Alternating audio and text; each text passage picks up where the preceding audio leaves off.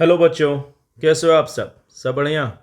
चलो आज एक नए अंदाज में हम लोग इंटीग्रल कैलकुलस को देखेंगे, है ना। स्क्रीन पर आपको, है ना, दो पार्ट दिख रहा होगा, एक इधर वाला एक इधर वाला। इसमें हमको अगर कोई चीज़ एक्सप्लेन करना हो तो कर देंगे, और इधर हमारा एनसीईआरटी बुक अभी है, उसी में हम लोग इसको देखेंगे। इससे हमारा टाइम बहुत बचेगा, है ना, हम सबों का। चलिए देखते हैं। तो आज हम लोग देख रहे हैं integral calculus, very very important for class 12th, है ना, बहुत इंपॉर्टेंट है क्लास 12 के लिए, बहुत बहुत इम्पॉर्टेंट है। चलिए देखते हैं कि कैसे होता है ये। देखो, सबसे पहले हम ना इंट्रोडक्शन करेंगे कि इंट्रोडक्शन क्या है, कैलकुलस क्या है। तो इसको आप देखिए, ये सबसे इम्पॉर्टेंट हेडलाइंस लिखा है यहाँ पर कि integration as an inverse process of differentiation. यानी इंटीग्रेशन जो है ना, इस लाइन को देखिए आप, इंटीग्रेशन जो है डिफरेंशिएशन का क्या है, जस्ट उल्टा प्रोसेस है। यानी इंटीग्रेशन कहेंगे कि ये अपोजिट है, अपोजिट है किसका, डिफरेंशिएशन का। यही बोला है, यानी इंटीग्रेशन डिफरेंशिएशन का क्या होता है, जस्ट उल्टा होता है। चलिए इसको देखते हैं। देखो, जैसे कि डिफरेंशिएशन एक एग्जाम्पल से समझते हैं। डिफरेंशिएशन यहाँ भी ये एग्जाम्पल से ही समझा रहा है ना। तो देखते हैं कि डिफरेंशिएशन जैसे साइन एक्स प्लस सी, ठीक है, इसका अगर हम लोग डिफरेंशिएशन करते हैं, है ना, तो आप लोग देख जानते ही हैं कि इन दोनों को अलग अलग के बराबर कर देंगे, है ना। यानी differentiation of sine x plus differentiation of constant term, ये करेंगे। अच्छा, डिफरेंशिएशन साइन एक्स का क्या होता है, कॉस एक्स, और कांस्टेंट टर्म का 0। तो हमारा कुल मिला के क्या गया, कॉस एक्स। इसका मतलब है कि हमारा रिजल्ट आता है डिफरेंशिएशन, है ना, डिफरेंशिएशन ऑफ, है ना, differentiation of sine x plus c is equal to क्या आता है, कॉस एक्स। यही आता है ना। Differentiation of sine x plus cos x बराबर कितना, साइन एक्स प्लस सी बराबर कितना, 0। साइन एक्स प्लस सी का डिफरेंशिएशन कितना होता है, कॉस एक्स। इसका क्या मतलब हुआ, इसका यह मतलब हुआ कि इसका अगर डिफरेंशिएशन ये हुआ, तो ये तो बोल ही रहा है कि इंटीग्रेशन जो होता है डिफरेंशिएशन का क्या होता है, इन्वर्स प्रोसेस, यानी उल्टा होता है। यानी इसका इंटीग्रेशन ये होगा। अगर डिफरेंशिएशन हमारा ये हो रहा है, इसका मतलब है कि इंटीग्रेशन ये होगा। इसका मतलब है कि इंटीग्रेशन कॉस एक्स, है ना, विथ रेस्पेक्ट टू एक्स कितना हो जाएगा, साइन एक्स प्लस सी हो जाएगा। यानी इंटीग्रेशन कॉस एक्स का क्या हो जाएगा, साइन एक्स प्लस सी हो जाएगा। एक और एग्जांपल से समझाते हैं। देखो, जैसे जैसे इसको ऐसे समझो, है ना, कि डिफरेंशिएशन, है ना, ई पर पावर एक्स प्लस सी। तो इसका क्या हो जाएगा, हमारा डिफरेंशिएशन हमको पता है ई पर पावर एक्स हो जाएगा, ई पर पावर एक्स। अब ई पर पावर एक्स हो गया इसका डिफरेंशिएशन, इसका डिफरेंशिएशन ये हो गया। तो इसका कहना है कि इसका इंटीग्रेशन पर ये हो जाएगा। इसका मतलब है कि इंटीग्रेशन ऑफ ई पर power x is equal to क्या हो जाएगा, ई एक्स, ई पर पावर एक्स प्लस सी। इसका मतलब है कि ये अगर डिफरेंशिएशन है तो ये इसका इंटीग्रेशन है। यही ये लाइन यहाँ बोल रहा है एनसीईआरटी में कि integration is just opposite process of, है ना, डिफरेंशिएशन। तो पहला चीज हम सीख गए, है ना, इसका क्या होता है।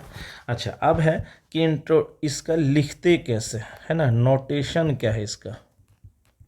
चलिए देखिए, इसका नोटेशन क्या होता है इंटीग्रेशन का।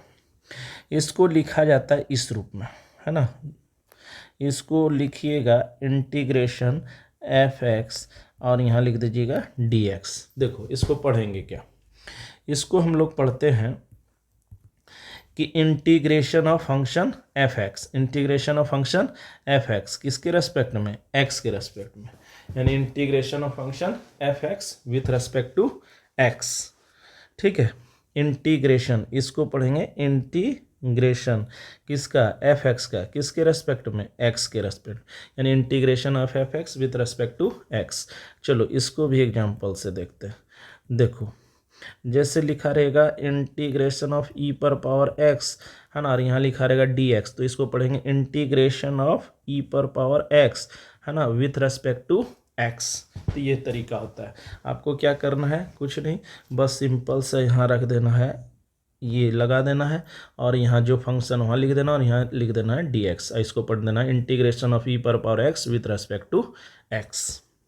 अच्छा, तीसरा है, तीसरा टॉपिक हमको जानना चाहिए कि इंटीग्रेशन होता कितने तरह का है ना, इंटीग्रेशन का टाइप, है ना, इंटीग्रेशन का टाइप, इंटीग्रेशन का टाइप।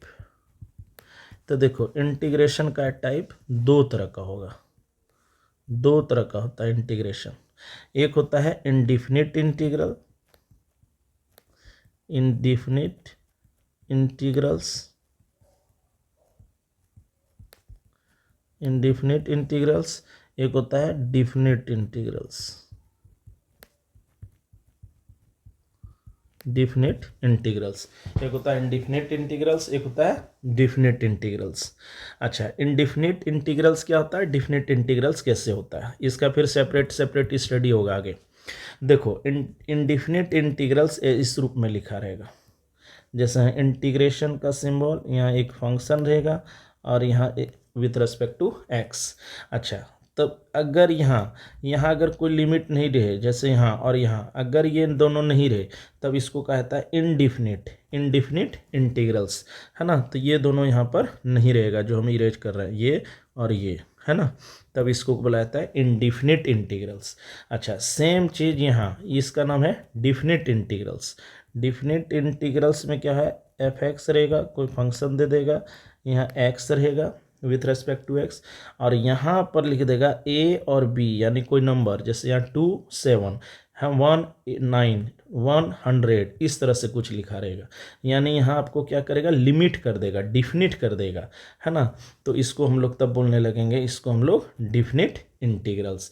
तो दोनों का सेपरेट स्टडी होगा, है ना। एक पहले हम लोग पढ़ेंगे इंडिफिनिट इंटीग्रल्स एंड देन हम लोग पढ़ेंगे डिफिनिट इंटीग्रल्स इस चैप्टर में, है ना, इस इंटीग्रेशन के चैप्टर में। तो इसमें यही है। अच्छा, कुछ कुछ प्रॉपर्टीज होता है वो देख लेते हैं, है ना, कि क्या क्या इसका बेसिक प्रॉपर्टीज है, बेसिक प्रॉपर्टीज, बेसिक प्रॉपर्टीज क्या है। तो सबसे पहले तो जान लो कि क्या होता है कि इंटीग्रेशन है, ठीक है, इंटीग्रेशन आपको एक फंक्शन के साथ के मल्टीप्लाई है, ठीक है, विथ रेस्पेक्ट टू एक्स। तो याद रखना, अगर कोई कांस्टेंट फंक्शन के साथ मल्टीप्लाई होगा तो वो कांस्टेंट बाहर आ जाएगा, और इंटीग्रेशन और एफ एक्स और डी एक्स कर देंगे, यानी वो कांस्टेंट क्या होता है, उस फंक्शन से बाहर आ जाता है, कोई कांस्टेंट अगर फंक्शन से रहे तो।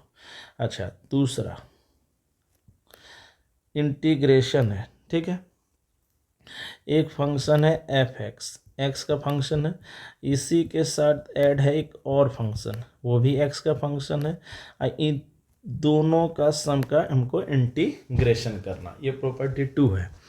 तब इसका कहना है कि आप दोनों को अलग अलग इंटीग्रेशन कर सकते हैं, यानी इंटीग्रेशन ऑफ एफ एक्स कर सकते हैं, विथ रेस्पेक्ट टू एक्स कर सकते हैं, और इंटीग्रेशन जी एक्स और विथ रेस्पेक्ट टू एक्स कर सकते हैं।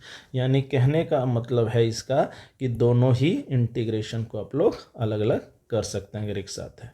तो यही दो बेसिक्स प्रॉपर्टी है जो हमेशा यूज होगा, कि कोई अगर कांस्टेंट है किसी फंक्शन के साथ तो उसको बाहर निकालना और इंटीग्रेशन कर लेना, और अगर ये है जैसे दो फंक्शन का सम का इंटीग्रेशन करना है तो दोनों के अलग अलग के बराबर होता है। तो ये दो चीज़ होता है। तो यही है इंटीग्रेशन का इंट्रोडक्शन जो हम बता दिए एनसीईआरटी के द्वारा। अब अगला जो लेक्चर हमारा बनेगा इस पर हम पूरा इसका फॉर्मूला पहले देखेंगे और फिर पूरा एनसीईआरटी सॉल्व करेंगे, है ना, कि कैसे इसका सॉल्व करते हैं। तो वीडियो को लाइक करना, शेयर करना, सब्सक्राइब करना, चैनल को जितना से ज़्यादा हो सके, है ना, फैलाना, ये बहुत इम्पॉर्टेंट है क्लास 12th के लिए भी और जेई के लिए, दोनों के लिए। ठीक है, चलिए ये अंदाज आपको कैसा लगा ज़रूर कमेंट करके बताना, है ना। फिर हम पूरा सॉल्यूशन ही कर देंगे और क्यूब टाइम में करेंगे, बहुत जल्दी जल्दी, इससे बहुत टाइम हमारा बचेगा, आपका टाइम बचेगा और बहुत बहुत फ़ायदा बचेगा, है ना, बहुत फ़ायदा होगा। चलिए आज के लिए इतना ही, फिर मिलते हैं। जय हिंद, जय भारत।